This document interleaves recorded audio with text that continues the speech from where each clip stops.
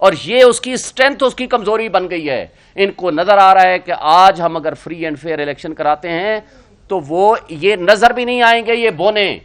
یہ جو بونے سیاست دان ہیں ان کو تکلیف یہی ہے کہ عمران خان اگر کھڑا ہوگا تو یہ وجود بھی ان کا ختم ہو جائے گا، اس لیے کہ یہ اپنے مال و دولت کی سیاست کرتے ہیں، یہ وراثت کی سیاست کرتے ہیں، اور عمران خان صرف اور صرف قوم کو حقیقی آزادی کی طرف لے کے جانا چاہتے ہیں.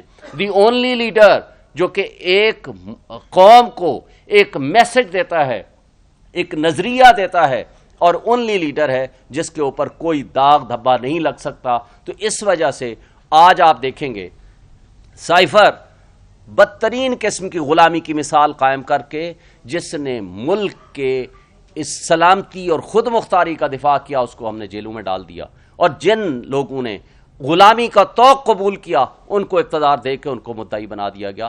تو یہ سارا طرفہ تماشا ایک طرف سے جو نظر آ رہا ہے، یہ ساری چیزیں پبلک دیکھ رہی ہے. آج کیا پوزیشن ہے فلسطین کے حق میں؟ یہاں پریس کلب کے سامنے ہمارے پی ٹی آئی ورکرز نے جلسہ نکالا، مظاہرہ کیا، ان کو اٹھا کے لے گئے پولیس، جیلوں میں بند کر دیا. بند کمروں میں کارنر میٹنگز کی ہمارے لوگوں نے مردان اور سوات میں، ان کو جیلوں میں بند کر دیا. پورے پاکستان میں سب کو جلسوں کی اجازت ہے، 100 مقامات پہ ہم نے اپلیکیشنز دی ہے، لیکن کسی ایک جگہ پورے پاکستان میں ہمیں جلسہ کرنے کی اجازت نہیں ہے. یہ ہے آپ کا فری اینڈ فیئر الیکشن کرانے کا ماحول. مجھے بتائیں وہ کیئر ٹیکر پرائم منسٹر اور الیکشن کمیشن، کیا ان کے آنکھ اور کان بند ہیں؟ کیا ان کو یہ ساری چیزیں نظر نہیں آ رہی ہیں؟ کیا وہ فری اینڈ فیئر الیکشن کا ماحول دینا چاہتے ہیں؟ نہیں، دراصل وہ یہ میسج دینا چاہتے ہیں، یہ ظلم و بربریت قائم کر کے کہ جو پی ٹی آئی نے یوتھ کو نکالا باہر، ینگسٹرز کو نکالا، خواتین کو نکالا، خواتین کو جیلوں میں بند کر کے ان کو پالیٹکس سے آؤٹ کرنا چاہتے ہیں، تاکہ ان کے فیملی کے لوگ، ان کے والدین، ان کے شوہر، ان کے بچے ان کو مجبور کریں کہ اس گندے نظام میں آپ اپنے آپ کو شامل نہ کرو. یہ ہے ان کی نیت، یہ بدنیتی ہے جس کی بنیاد پر یہ سب کچھ کر رہے ہیں. اور 14 اگست کے موقع پہ بھی ہمارے لوگ جب جھنڈا لے کے پی ٹی آئی کا اور پاکستان کا جھنڈا لے کے چلے، ان کو جیلوں میں بند کر دیا، جبکہ ساری باقی پارٹیوں کو الاؤ تھا. جب قرآن پاک کی بے حرمتی کی گئی اس کے لیے، اس کے تقدس کے لیے جب جلوس نکالے گئے، صرف پی ٹی آئی کے ورکرز کے خلاف اس طرح کیا گیا کہ ان کو جیلوں میں بند کر دیا گیا. کرک میں جب ہمارے لوگوں نے جلسہ کرنے کی کوشش کی، ان کو سیدھی گولیاں ماری گئیں. تو جو یہ ہو رہا ہے یہ ہمارے ملک کے لیے بہتر نہیں ہے، آئین کے لیے بہتر نہیں ہے، قانون کے لیے بہتر نہیں ہے، جمہوریت کے لیے بہتر نہیں ہے. یہ سلسلہ آپ کے ملک کو مزید عدم استحکام کر دے گا. سیاسی عدم استحکام آپ کے کبھی بھی معاشی استحکام کا باعث نہیں بن سکتا.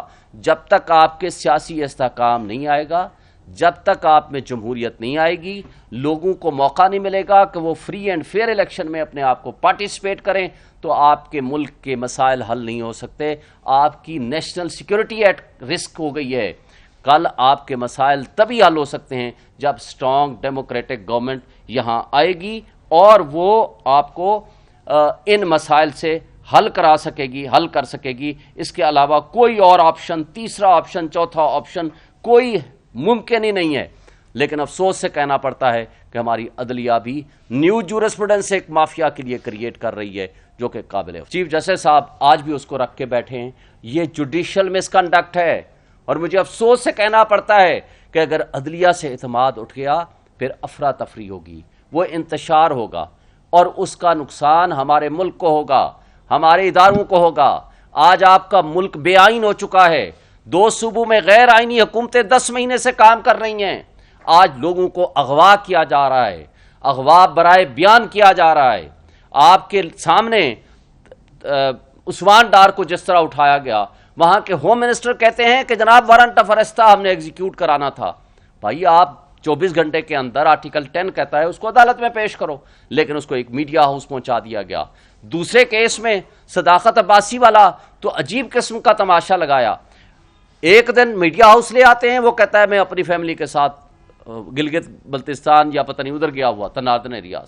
2 دن بعد جب ان کو لے کے جایا جاتا ہے اپنے گھر میں، تو رونا دھونا اس طرح ہوتا ہے کہ جناب کسی جنگ سے آیا ہو. تو کمال کی بات یہ ہے کہ جب آپ جرم کرتے ہیں تو جرم کی کوئی کڑیاں تو ملا لیا کریں.